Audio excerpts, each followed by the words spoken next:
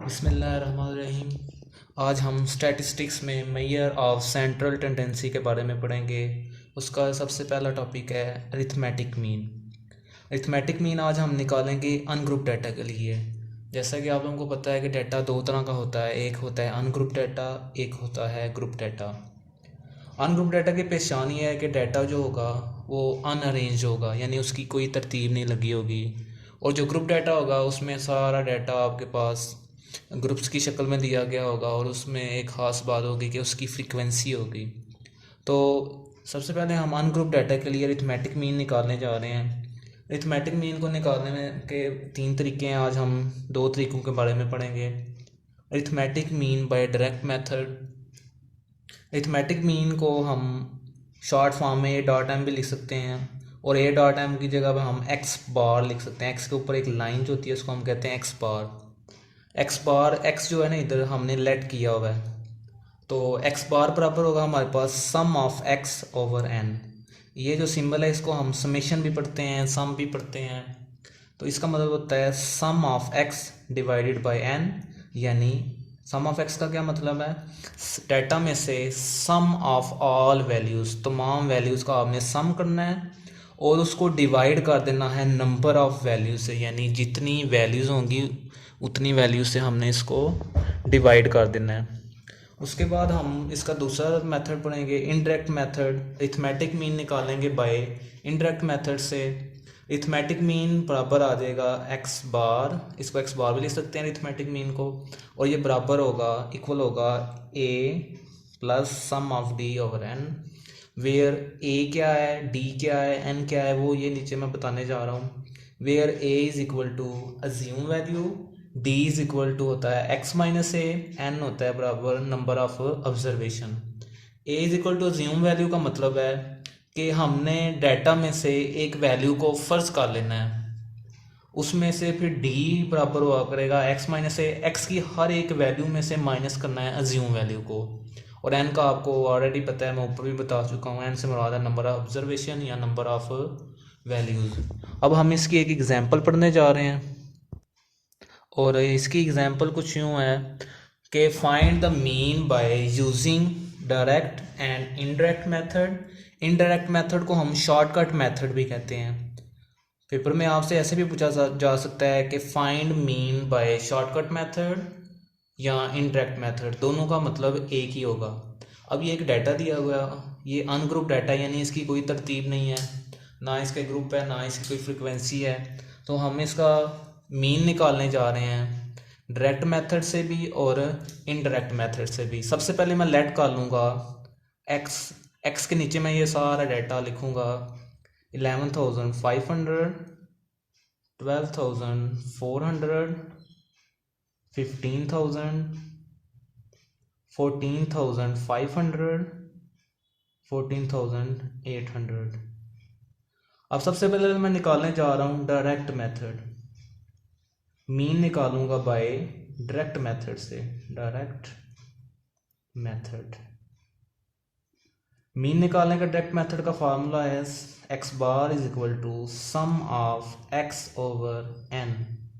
फार्मूले के मुताबिक फार्मूला हमें ये कह रहा है कि एक्स की हर एक वैल्यू का, सारी वैल्यूज़ का सम करें और उसको डिवाइड कर दें नंबर ऑफ ऑब्जर्वेशन से।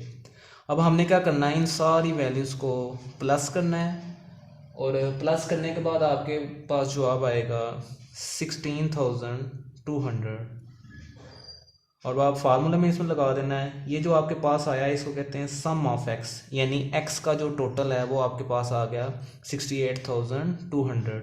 अब फार्मूला में हम इसको पुट करना है, सम ऑफ एक्स हमारे पास आया हुआ है 68,200 डिवाइडेड बाय एन से मुराद है नंबर ऑफ ऑब्जर्वेशन, यानी ये ऑब्जर्वेशन कितनी है हमारे पास 1 2 3 4 5, यानी मैं इसको 5 से डिवाइड कर दूंगा।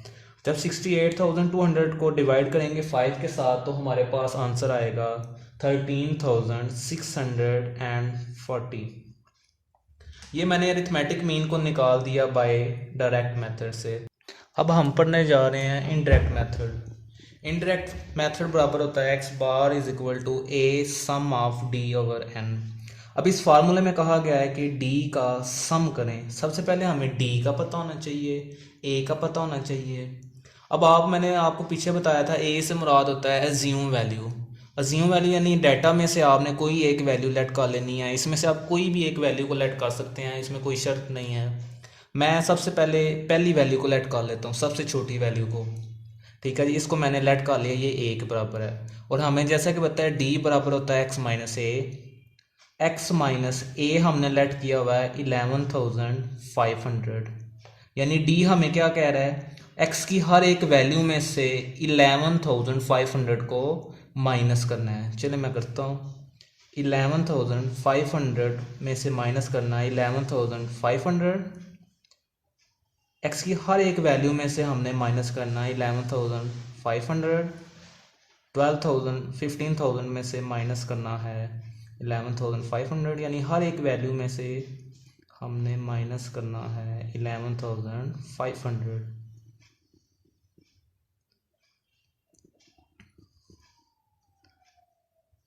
जब हम इसको माइनस करेंगे तो हमारे पास आएगा, इसमें ज़ीरो हो गया, इसका 900 आ गया माइनस करके। इसको माइनस करने से हमारे पास आ गया 3,500 आ गया, और इसको करने से 3,000 आ गया, और इसको करने से 3,300 आ गया। अब फार्मूले के मुताबिक ये कहा जा रहा है कि डी का सम करना है, यानी ये हमारे पास डी का कॉलम है सारा, इस कॉलम का हमने करना है सम ऑफ डी। जब हम इसका सम करेंगे 0 में 900, ये सारा आपस में ऐड करेंगे तो हमारे पास आएगा 10,700। अब हमने ये सारी वैल्यूज़ फार्मूले के अंदर पुट करनी है। चलिए पुट करते हैं। X bar is equal to, a हमारे पास है अज्यूम वैल्यू, अज्यूम्ड वैल्यू हमने रखी हुई है 11,500। ए की जगह मैं लगा दूंगा 11,500। ये जो प्लस है ये इसी तरह नीचे आ जाएगा। अब इधर लिखा हुआ है डी का सम, और डी का सम मेरे पास आया हुआ है 10,700, वो भी मैं इधर पुट कर दूंगा। डिवाइडेड बाय एन से मुराद है number of observation. Number of observation हमारे पास 5 है, 1 2 3 4 5। ठीक है जी। 11,500 प्लस 10,700 को जब हम 5 से डिवाइड करेंगे हमारे पास आ जाएगा 2,140। जब हम इन दोनों को प्लस करेंगे, दोनों को प्लस किया तो हमारे पास आ गया 13,640। अब आप देखें कि हमने एक्स बार यानी मीन निकाला है डायरेक्ट मेथड से, फिर भी जवाब वही आया है। हमने इनडायरेक्ट मेथड से मीन निकाला है तभी भी जवाब वही आया है। ठीक है जी, यही था जी हमारा आज का topic. Thank you so much. अल्लाह हाफिज़।